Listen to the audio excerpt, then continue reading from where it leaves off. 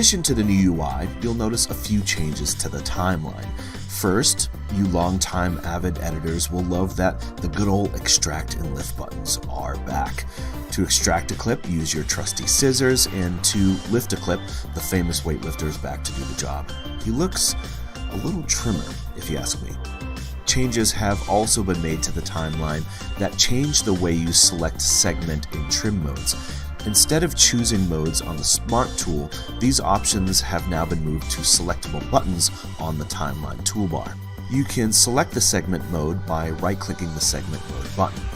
If you select the red arrow only, the segment mode button will be set to lift overwrite, which replaces a section of the sequence with the selected source material. If you select the yellow arrow only, the segment mode will be set to extract splice in, which inserts the marked source material into the sequence without replacing material already in the sequence. If you select both arrows, the segment edit depends on which region of the segment in the timeline that you activate. For example, if you place your cursor at the top part of the segment in the timeline, you'll be in lift overwrite mode.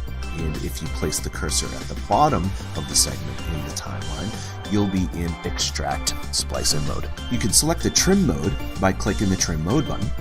If you select one red roller only, the trim mode is set to overwrite trim, which creates a single roller trim and adds a black segment to fill duration of trimmed frames.